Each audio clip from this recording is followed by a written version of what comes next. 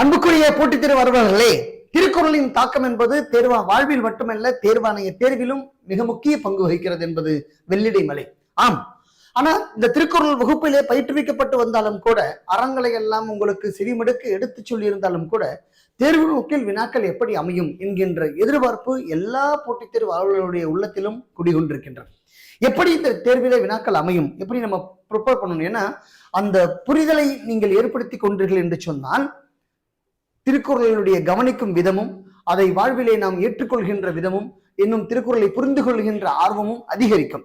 எக்ஸாம்ல எனக்கு என்ன வேணும், எக்ஸாம்ல எப்படி கேட்பான் அப்படின்ற எண்ணம் உங்களுக்கு இருந்துட்டே இருக்கும். அந்த கொஸ்டின் ஃபார்மேட் நம்ம ஒன்று சொல்லாம தேர்வாணைய தேர்வில் இதை தான் கேட்டிருக்காங்க அப்படின்றத தொடர்ச்சியா பல்வேறு பதிவுகள் எடுத்து வகுத்துறுத்தே வரும்.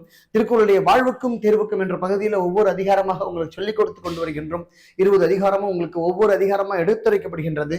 அந்த வகையில கேள்வி என்ன வரும் அப்படின்னு உங்களுக்கு காமிச்சிட்டு அந்த பகுதியில போய் சொல்லும் போது, தேர்வு நோக்கிலே தேர்வாணைய தேர்வுகளிலும் இதை கேட்டிருக்காங்க, அதை போலவே வகுப்பு எடுக்கின்ற விதமும் அதை ஒட்டியே அமைந்திருக்கிறது என்பதை நீங்கள் புரிந்து கொள்ள வேண்டும் என்ற நல்லெண்ணத்தின் அடிப்படையிலே இந்த பதிவை உங்களுக்கு வெளியிடுறோம். திருக்குறள்ல இது வரைக்கும் டிஎன்பிஎஸ்சியில என்ன எக்ஸாம் கேட்டிருக்காங்க எல்லாமும் இங்க சொல்ற அத்தனையுமே டிஎன்பிஎஸ்சி தேர்வாணைய தேர்வுல கேட்கப்பட்ட வினா. இது எந்த எக்ஸாம்ல கேட்டிருக்காங்க அப்படின்றதையும் இங்க மென்ஷன் பண்ணி காமிக்கிறோம். எந்த எக்ஸாம்ல எந்த இயர்ல கேட்டிருக்காங்க அப்படின்னு அங்க இருக்கு வந்துருக்காங்க. அப்ப பாருங்க, முதல் கேள்வி நம்ம போறோம். நம்ம வந்தா இந்த பதிவுல உங்களுக்கு கேள்வி, திருக்குறளின் கீழ்காணும் எந்த அதிகாரம் வாய்மையை பற்றி கூறுகிறது? வாய்மையை பற்றி எந்த அதிகாரம் கூறுது? அதான் கேள்வி வந்திருக்கா. நேரடியா என்ன அதுக்கு அர்த்தம்? வாய்மை திருக்குறளின் எத்தனையாவது அதிகாரமாக அமைந்துள்ளது? துறவரவியல்ல வாய்மை அதிகாரம் எண் 30 அமைந்துள்ளது. வாய்மையினுடைய அதிகாரம் எண் என்ன அப்படின்னா, அதிகாரம் எண் 30 தெரிஞ்ச போதும். அதிகாரம் 25. அப்ப 20 என்னங்கயா இருக்கு? இங்க பாருங்க, 20 கொடுத்திருக்காங்க. 20 என்னவா இருக்கு? பயனில சொல்லாமை. அதிகாரம் எண் 20. 25 என்னையா இருக்கு? அருளுடைமை. இதெல்லாம் துறவரவியல்ல ஒவ்வொன்றா சொல்லி கொடுத்துட்டே வராங்க. அருளுடைமை. அதிகாரம் எண் 31 என்னவா இருக்கு? அதிகாரம் எண் 31 வெகுளாமை என்று பெயர்.